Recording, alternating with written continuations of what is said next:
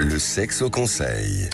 Alors Patricia Martin-Lamante, je vais parler de la culture sexuelle. La culture sexuelle, eh bien, c'est notre ouverture à la sexualité, notre capacité à avoir une fantasmatique érotique. Et ça dépend de plusieurs paramètres. Et je vais vous proposer justement de définir clairement ces différents paramètres, parce que ça va peut-être vous aider, enfin pas vous, Patricia Martin-Lamante, mais ceux qui nous écoutent, ça va peut-être vous aider à comprendre mieux pourquoi vous avez des inhibitions ou des excès. Par exemple, pourquoi vous ne mettez pas de préservatif? Alors, la première le premier paramètre qui parle de notre culture sexuelle, c'est l'époque dans laquelle on arrive. Alors, on imagine bien que les femmes qui sont nées avant 1850, elles n'avaient pas la connaissance du point G. Parce que le point G, on en parle finalement depuis très peu de temps. Ensuite, il vient la culture dans laquelle on baigne, c'est-à-dire la culture dans laquelle on grandit au moment de l'adolescence et du début de sa vie d'adulte. Donc ça fait déjà deux paramètres qui sont très différents, parce qu'on voit bien qu'entre 0 et 20 ans, pourquoi je dis ça? Parce que la première, on est plutôt influencé par la culture de nos parents quand on vient au monde. Et ensuite, par la culture dans laquelle on grandit. Ensuite, il y a le pays qui compte également, parce qu'il y a le pays dans lequel on est élevé, et puis il y a le pays de nos origines. Et on voit bien aujourd'hui, où on est dans une société très multiculturelle, c'est pas la même chose d'être d'origine musulmane que d'origine indienne ou d'origine, je sais pas, chinoise, enfin, etc., etc. Ça a beaucoup d'importance, parce que notamment la relation entre les hommes et les femmes, suivant les cultures, sont très différentes. Très différentes. J'ai pas besoin d'en dire plus.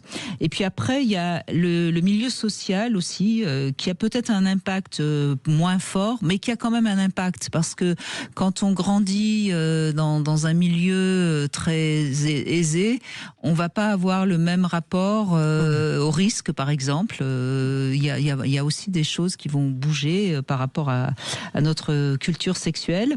Et puis il va y avoir l'éducation et surtout la manière dont on est élevé en tant que garçon ou en tant que fille ou en tant que neutre, mais ça c'est pas encore très fréquent, parce que la différence et cette notion de différence des sexes et cette notion de genre, alors ça c'est très très nouveau. Et ça a énormément fait bouger les rapports entre les hommes et les femmes, cette question du genre, justement.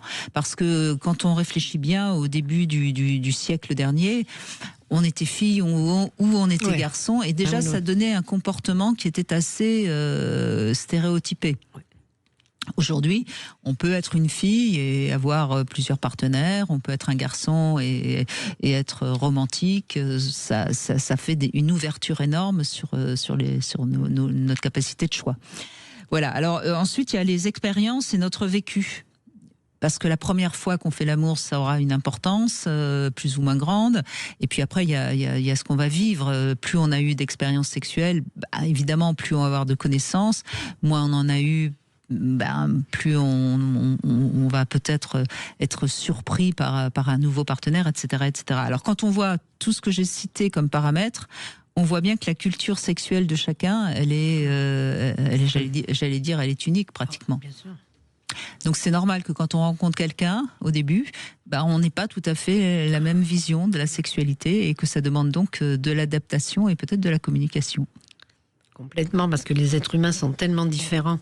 Chaque être humain est unique, en fait. Absolument. On est unique, absolument unique. Et on voit bien que si on a eu, comme Constance le disait, donc un parent assez libre sexuellement, qui nous parle de sexualité, qui nous parle de précaution, on va aider, on va plus facilement avoir accès aux préservatifs. Si on a eu des parents très très bridés, on va peut-être prendre des risques et on va pas faire forcément ce qu'il faut.